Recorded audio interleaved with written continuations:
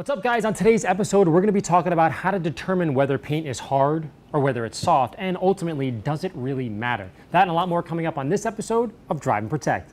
Way in so that they touch our paint on. You can hear it.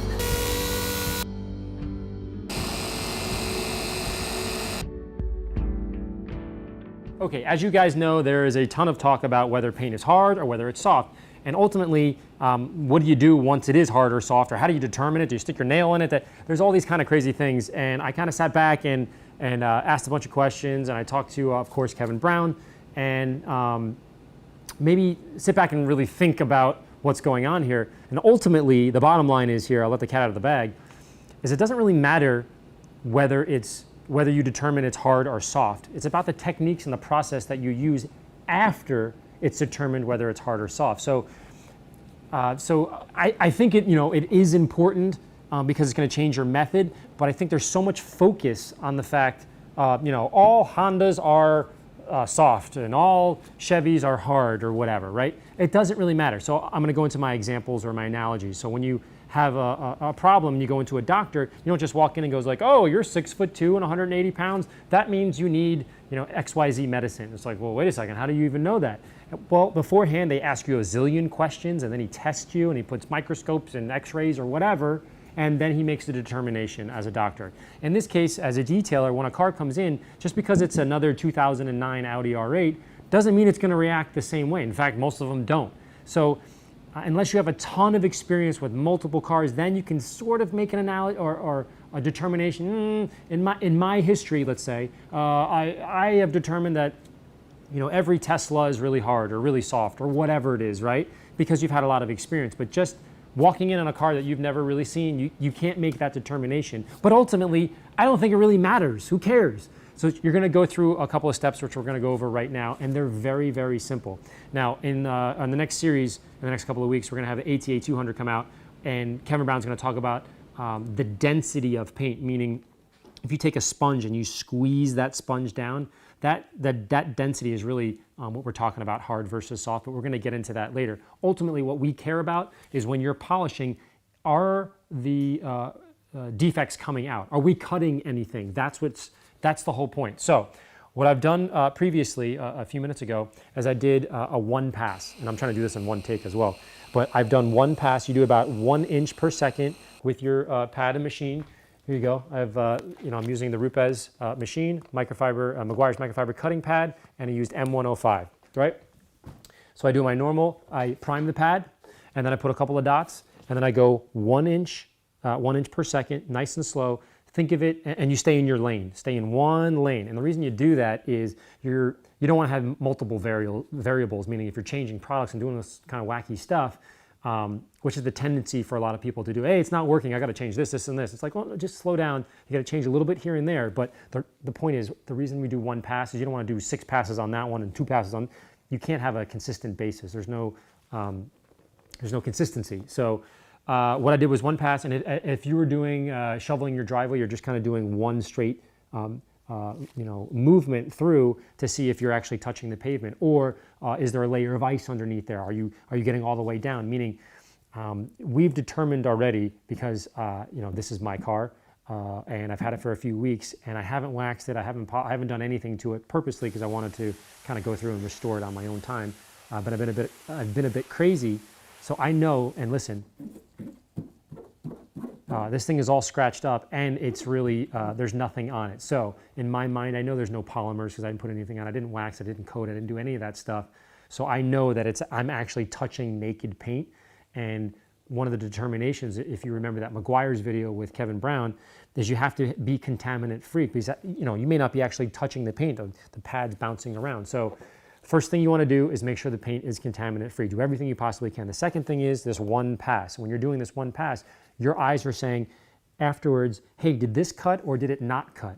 That's the whole entire purpose. Now, if the paint is naked, you can then determine, oh man, this seems to be a little bit on the softer side, or this seems to be a little bit on the harder side. If it's soft, great, you can adjust and keep the same amount of liquid, blow it out, do your normal process, and you're good to go. If it didn't cut in this branch, is kind of the way my brain works, you have 2 branches. If it didn't work, you can do two things.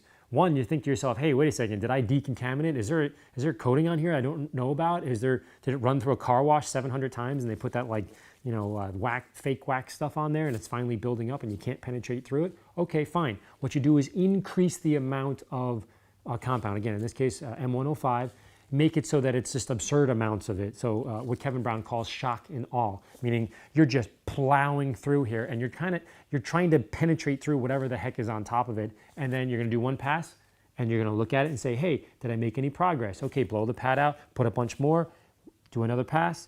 And ultimately, at some point, you're gonna break through and you're gonna get through whatever's on top of there and you're gonna fix it. So let's back up. The reason I wanted to shoot this video and just do a quick one take and hopefully get out of here, not too long, is it's not the topic of whether it's hard or soft, I guess is important, but it's somewhat irrelevant to the fact that you need to focus on your process to remove defects, and you're looking to see how much you removed during that one pass. By doing that, you're going to be gaining experience with every single pass, and then you can determine which path you want to go down afterwards. So it's just not this paint is hard, this paint is soft, that kind of thing I do when I'm in person, doing seminars or whatever. This isn't a mindless, machine way. Speaking of that, some people have asked me, hey, can I test how hard or soft the paint is with by hand? And the answer is, yeah, of course, but you can also shovel your driveway with a spoon. Do I advise it? No, but it's possible. And again, we can get into the whole thing about single stage paint versus typically single stage paint is a little bit softer and clear coat is a little bit harder again. And so you can do it by hand, but if your process is to always compound and polish by hand, then fine, you'll have a basis with which to do that. I don't do that because my arms would fall off based on the number of cars that I do. So I'm always using a machine, so it doesn't make sense for me to use a hand and then translate it to a machine. I'm just gonna use the machine because I do that all day long. And I can say like, oh, you know what? This tends to be on a little bit harder side, or this tends to be a little bit softer. Once that's quote determined, then I just go down the branch of how I would repair softer paint, meaning how much liquid and pressure and speed.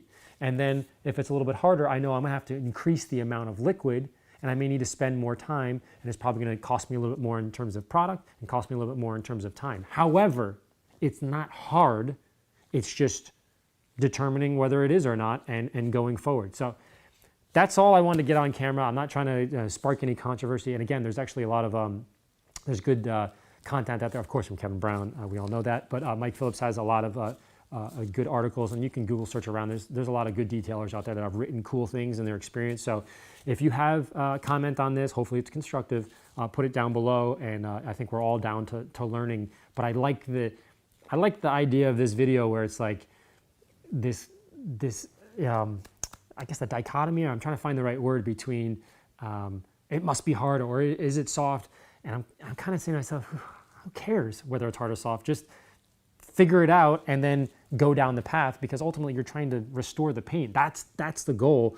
Whether it's like this paint is hard or this paint is soft, I can see how it would be an advantage if you can understand that. But if you go back to the first part I said about the doctor analogy, every paint is different, even if it's the same exact car. So it renders knowing whether it's hard or soft useless. You guys with me on that one? I'll leave you with one final analogy that I thought was really funny from Kevin Brown, and I do have to do this car. He said to me, hey Larry, think of it this way. If you had a piece of cake, a nice thick piece of cake, and then you had a Dorito, a chip of some kind, right? Which one would be harder? And I was like, well, okay. It's always a quiz with me. And I'm saying to myself, well, I can look at it and determine that the cake is most likely softer. And he said, yeah, that seems reasonable, right? Because you're looking at it with your eyes and you have experience. And I said, yes, and I'm waiting for the hook here. And then he said, okay, well, can you just look at paint and determine whether it's hard or soft? And I said, no, of course not, you can't. He goes, okay, so you gotta throw that out. You got to throw that, that part of the analogy out. And I said, okay. He goes, what's another thing you can do? I was like, well, I can take it, and I can bite the cake, and I could bite the Dorito, right? And he goes, could you determine which one's harder? And I said, yes. After I bite it, I would say, relatively speaking, the potato chip thing is harder than a nice soft piece of cake. He goes, excellent, great idea. So in terms of that biting, that's us biting the paint right now, doing this one test, meaning one crunch. Was it hard? Was it soft? So we're doing that right then. Then we determine, okay, It's actually, let's pretend this paint was hard. We just determined that this Dorito was harder than our experience in the past. And then I said, okay, where are you going with this? He goes, well, now that we know that, why can't we just change the hardness or softness of the Dorito? Again, this is a loose analogy because we can't change the hardness or softness of paint, but stay with me. And I was like, okay. And he said, just take the Dorito, pour some water on it, wait 2 seconds, and it'll become soft. Pretending you didn't have teeth or something and I couldn't bite it. You follow me? And I was like, oh, I totally get it. And he's like, so who cares whether it's hard or soft? Determine it, that's great, but then move on with life and just pour water on it and eat it if you needed to, right? In this case, just pour more M105 or whatever your compound is and work it that way. Does that sort of make sense? I know that was a weird kind of analogy, but for me, it struck home and I was like, oh, okay, I see what your point is. Stop focusing so hard on whether it's soft or whether it's hard. Just determine it, use your methods and steps and kind of move on. And I was like, man, that was pretty genius. So anyways, I wanted to pass that along to you because I thought that was a lot of fun. As always, thanks for watching. There's no before and after here because I do have a lot of work. I don't know, I felt like I wanted to get that out because I was just doing so much reading on it. And it's a fun little topic and it's fun to have these brain busters and hopefully you guys find it interesting. As always, I'll talk to you guys soon. Bye.